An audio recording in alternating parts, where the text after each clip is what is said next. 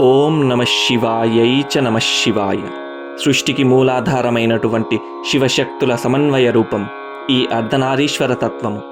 ఈ దివ్య స్తోత్రాన్ని భక్తితో పఠించిన, శ్రద్ధగా ఆలకించిన సకల పాపాలు నశించి దీర్ఘాయువు, అఖండ ఐశ్వర్యము మరియు మనశ్శాంతి సిద్ధిస్తాయని ఫలశ్రుతి చెబుతోంది.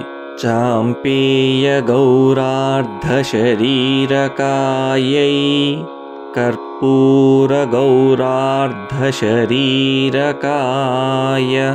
धम्मिल्लकायै च जटाधराय नमः शिवायै च नमः शिवाय.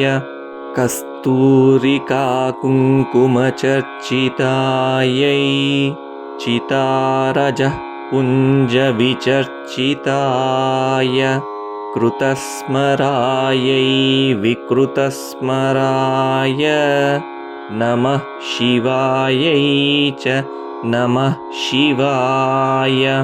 झणत्क्वनत्कङ्कणनूपुरायै पादाब्जराजत्फणिनूपुराय हेमाङ्गदायै भुजगाङ्गदाय नमः शिवायै च नमः शिवाय.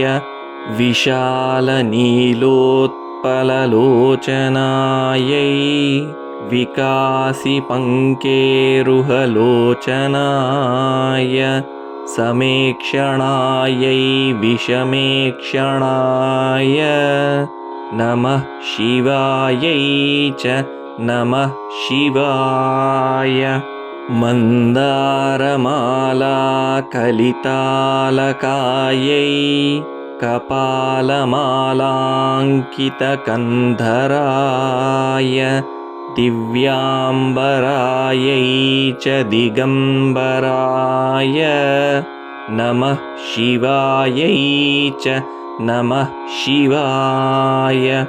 अम्भोधरश्यामलकुन्तलायै तटित्प्रभाताम्रजटाधराय निरीश्वरायै निखिलेश्वराय नमः शिवायै च नमः शिवाय.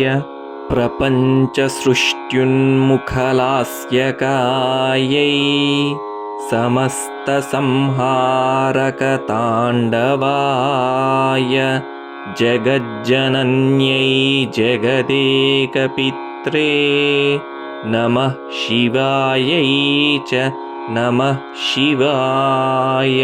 प्रदीप्तरत्नोज्ज्वलकुण्डलायै स्फुरन्महापन्नगभूषणाय शिवान्वितायै च शिवान्विताय नमः शिवायै च नमः शिवाय. एतत् पठेदष्टकमिष्टदं यो भक्त्या समान्यो भुवि दीर्घजीवी प्राप्नोति सौभाग्यमनन्तकालं भूयात् सदा तस्य समस्तसिद्धिः. इति श्रीमच्छङ्कराचार्यविरचितौ अर्धनारीश्वरस्तोत्रम्.